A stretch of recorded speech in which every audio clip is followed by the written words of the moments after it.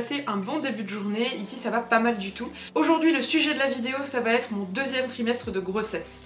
J'avais fait une vidéo similaire sur le premier trimestre, et là je pars du coup sur le deuxième trimestre puisqu'il est terminé, c'est passé à une vitesse complètement dingue. En fait c'est drôle parce que je suis d'autres mamans, d'autres futures mamans sur Instagram par exemple, donc des copines notamment qui attendent leur bébé, et j'ai l'impression que leurs grossesses sont hyper longues, et je dois avouer que la mienne passe à la vitesse de l'éclair, vraiment je ne vois absolument rien passer, et en réalité je pense que quand on le vit soi-même, c'est souvent un petit peu l'impression que ça donne, on a toujours un petit peu le sentiment que le temps nous file entre les doigts, à moins bien sûr peut-être que ce soit une grossesse un peu difficile, mais c'est vrai que la mienne se passe tellement bien, que du coup j'ai un petit peu de la peine à laisser filer le temps aussi vite et à pas pouvoir savourer un petit peu chaque seconde. Cela dit, je pense que le fait d'avoir 3 enfants, c'est quand même quelque chose qui joue aussi dans la balance, et qui peut-être m'empêche de profiter à part entière.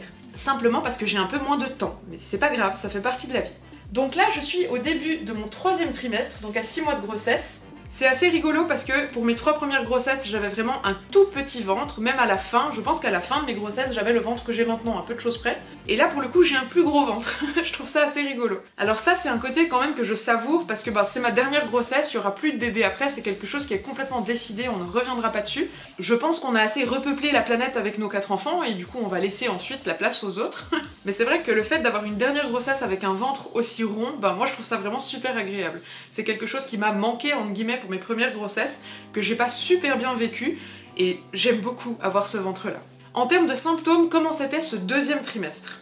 Eh ben franchement, à part les premières semaines et puis là les derniers jours de ce 2e trimestre, c'était vraiment la période tampon où c'est comme si j'étais pas enceinte. J'ai pu travailler, j'ai pu courir derrière mes enfants, j'ai pu aller jouer dans la neige, je fais des plats hyper travaillés tous les jours, j'arrive à faire le ménage sans problème. Bref, j'avais une énergie qui était complètement folle, qui d'ailleurs enceinte ne me ressemblait pas spécialement. J'ai un petit côté où j'aime être partout à la fois, j'aime pas spécialement être en pause, mais alors je dois avouer que enceinte j'ai toujours mis un petit peu plus de temps à faire les choses, et là pour le coup, pas du tout, j'avais une énergie mais complètement dingue.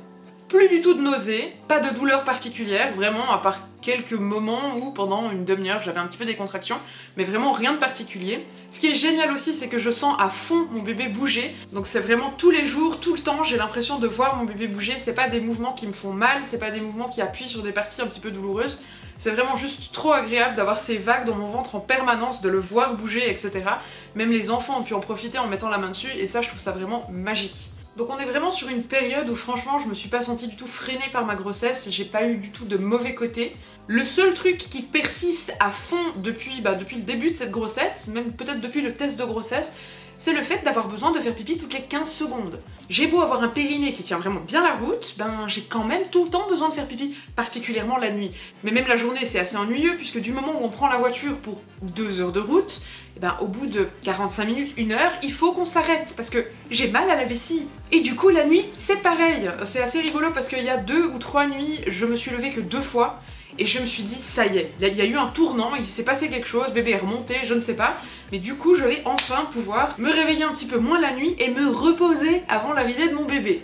Que nenni, ça a duré 1 nuit et ensuite je me suis de nouveau tapé des nuits super pourries. Bon, il faut quand même admettre qu'en dehors de ça, je me rendors super vite, je suis pas épuisée la journée malgré le fait que je sois anémique, donc ça me pose pas particulièrement de problème.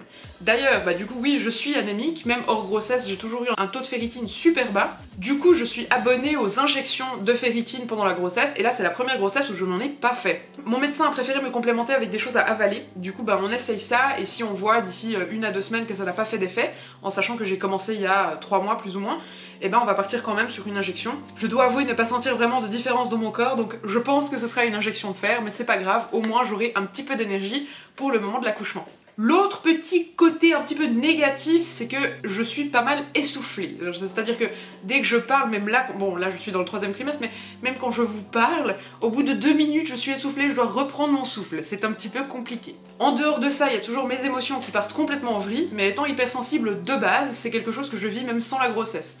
Donc je crois que ça a un petit peu augmenté avec les hormones de grossesse, mais je n'en suis même pas certaine. Autre fait assez intéressant, c'est la première grossesse, en sachant que j'ai été enceinte quand même 8 fois, où je n'ai jamais eu de saignement. Pas de col un petit peu abîmé, pas de décollement du placenta, rien du tout d'inquiétant, même des saignements pas inquiétants, je n'en ai pas eu. Et je dois avouer que ça c'est un côté que je trouve hyper agréable parce que j'ai vraiment, comme je vous l'avais déjà dit sur une autre vidéo, j'ai vraiment décidé de vivre cette grossesse sans aucune forme d'inquiétude. Et je dois avouer que ça aide quand même beaucoup, parce que toutes mes précédentes grossesses, il y a eu au moins 1, 2, voire 3 fois dans la grossesse des saignements. Donc voilà, dans l'ensemble c'était un petit peu ça. À la fin du deuxième trimestre, c'est devenu un petit peu moins rigolo. Alors c'est toujours une grossesse qui se passe de manière hyper fluide et agréable, mais là je commence à avoir les mauvais côtés de la fin de grossesse entre guillemets, même si je suis pas encore à la fin. Il m'arrive d'avoir mal au dos quand je suis assise trop longtemps dans une mauvaise position. Il m'arrive d'avoir le ventre super tendu, puis un petit peu des douleurs qui ressemblent quand même à des contractions, mais légères. Je suis encore plus essoufflée qu'avant, vraiment chaque chose physique, genre aller faire des courses et revenir avec des sacs de courses me demande un effort incommensurable. J'ai une énergie qui est assez limitée, donc j'aime toujours autant cuisiner, j'y passe toujours autant de temps, le ménage ça va, ça suit plus ou moins, heureusement que mon chéri le fait aussi. Mais c'est vrai que j'ai quand même moins d'énergie qu'avant, donc il y a pas mal de choses sur lesquelles je me limite, simplement pour être à l'écoute de mon corps qui me dit « Oh, stop, écoute-toi !» Et histoire de pouvoir quand même profiter de cette fin de grossesse, parce que c'est vrai que rien que le fait d'avoir 3 enfants, c'est pas de tout repos, le fait de travailler en plus à côté, d'avoir l'appartement à gérer, etc., ben voilà, forcément ça nous demande quand même pas mal d'efforts, et quand on est enceinte, c'est quelque chose qui peut parfois compliquer un petit peu la situation. Mais voilà, pour l'instant rien de bien compliqué. C'est aussi rigolo parce qu'on est dans une période où on est en train de réaliser pas mal ce qui va nous impacter dans quelques temps, donc le fait d'avoir de nouveau un nouveau-né qui va arriver dans notre famille, le fait de se lever toutes les nuits, toutes les heures peut-être, pendant 1 an, 2 ans, 3 ans, enfin que sais-je. On a l'habitude de vivre notre parentalité à fond, enfin c'est vraiment comme ça qu'on conçoit les choses et qu'on a fait les choses, et du coup évidemment ça sera la même chose là, donc j'ai pas spécialement d'inquiétude par rapport au fait de devoir porter mon bébé 8 heures par jour, par rapport au fait de devoir l'allaiter pendant des années à la demande et donc très régulièrement, répondre à tous ses besoins, l'apaiser, dormir avec lui, avoir des nuits souvent hyper chaotiques parce qu'il faut trouver de quoi il a besoin, comment l'apaiser, le calmer, etc. Mais en fait je crois qu'on est vachement prêt à ça.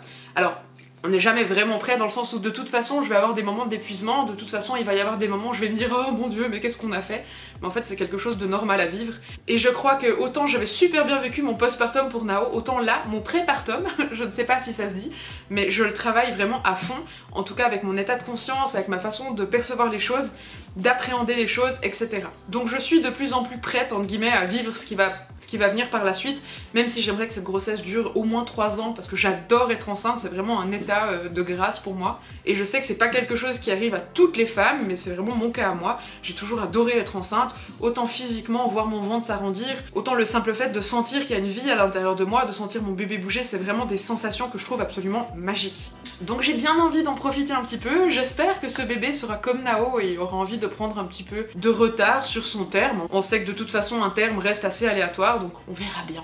En termes de matériel, qu'est-ce qu'on a déjà prévu? Alors, j'ai un coussin d'allaitement et de grossesse de chez les Babilleuses, c'est une marque française, je sais pas si vous connaissez, je vous en parle pas mal sur Instagram. C'est un coussin qui me permet de me placer par exemple la nuit ou même la journée quand je suis sur le canapé à me caler avec mon ventre et mon dos pour être le plus agréable possible, et franchement c'est trop bien.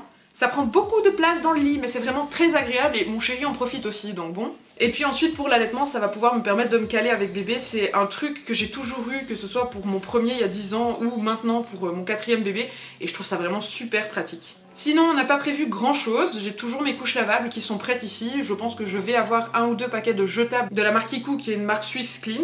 En dehors de ça j'ai des lingettes lavables, j'ai un petit peu de liniment que j'ai fait moi-même, et puis à côté de ça je vais utiliser majoritairement de l'eau, donc vraiment de l'eau du robinet avec lesquelles je vais mouiller mes lingettes humides et laver les fesses simplement. J'ai du lait maternel au congélateur pour faire des bains et des savons, je vais aussi en faire de la crème pour s'il y a des petites irritations, des choses comme ça, même pour moi je pense que ça peut être quelque chose de cool. On a pas mal de petits habits qui arrivent petit à petit, donc là je crois que bientôt on aura tout pour la taille naissance, étant donné que je n'ai plus rien de Nao. Il me reste peut-être 2-3 vêtements, je ne sais pas où sont passés les vêtements taille naissance de Nao, ce qui m'embête énormément parce que j'aimais beaucoup les petites choses qu'on avait. Mais du coup on a dû pas mal racheter, donc on a essayé de favoriser des pyjamas sans pied pour le portage. On est resté sur du assez simple, donc vraiment body et pyjama sans pied, puis moi les bodys je les aime bien croiser, en particulier pour les tout petits, je trouve que c'est plus facile pour les soins, que ce soit du cordon ou ce genre de choses. Et je crois que c'est à peu près tout ce qu'on a prévu pour le moment, étant donné que je compte de toute façon allaiter et qu'on compte dormir avec, on n'a rien besoin d'autre dans l'immédiat. Bébé va dormir avec nous, il n'a pas besoin de biberon, il n'y a pas besoin de matériel particulier. On est aussi en train de prévoir gentiment l'accouchement, parce que je pense que la majorité d'entre vous le savent, mais je compte accoucher chez moi sans assistance. C'est-à-dire que pour Nao, on avait prévu à la base de faire un accouchement à la maison, mais avec notre sage-femme, et puis finalement, sur le moment, on a décidé qu'on voulait vivre ça tout seul. Je dois avouer que c'est quelque chose qui s'était travaillé déjà sur les mois, les semaines avant. Et du coup, on l'a appelée de façon à ce qu'elle arrive après la naissance pour les premiers contrôles postpartum, autant pour bébé que pour moi, parce que moi, ça me rassurait d'avoir le regard d'une professionnelle sur bébé et sur moi, voir que tout allait bien. Et donc, on va partir sur la même naissance cette fois, à un bâtiment près, c'est-à-dire que pour Nao, j'ai accouché dans le bâtiment juste ici, et là, je vais accoucher ici. Et donc, il n'y a aucun stress pour partir à la maternité, il n'y a aucun stress sur la valise de maternité. J'accoucherai quand mon bébé sera prêt et où on en aura envie sur le moment. Je vais pas me poser 1000 questions, que ce soit dans la baignoire, sur le canapé, sur le lit, peu importe. Donc de ce côté-là, on est aussi gentiment en train de prévoir un petit peu les choses. Il n'y a pas grand-chose qu'on ait besoin de prévoir, mais quand même quelques alaises, quelques serviettes ou quelques draps, un ou deux grands langes de gaz pour favoriser ensuite le pot à pot avec bébé, enfin voilà, vraiment ce genre de petites choses qui va pouvoir nous aider à vivre les choses le mieux possible. Et de nouveau, la sage-femme viendra après la naissance. Donc voilà, nous on se sent hyper à l'aise avec cette décision-là. C'est tout à fait quelque chose duquel je pourrais vous parler sur une autre vidéo si vous en avez envie, mais en tout cas on se réjouit de vivre les choses comme ça. Donc voilà, je crois que j'ai fait un bon résumé de ce deuxième trimestre. J'entre dans le troisième, je pense que la vidéo du troisième trimestre je la ferai peut-être avant l'accouchement, donc potentiellement vers 8 mois et demi quand on sera encore en plein dedans. Mais c'est ça où je ne la ferai jamais parce que je sais très bien ce que ça donne la vie avec un nouveau-né. D'ailleurs je sais pas exactement comment je vais m'en sortir après avec le travail. Donc on verra bien, on va se laisser vivre et on verra un petit peu ce que ça donne au fur et à mesure du temps. J'espère que cette vidéo vous aura plu, j'espère que vous passez une excellente grossesse si vous êtes aussi concerné en ce moment. Et puis je vous dis à très bientôt, ciao!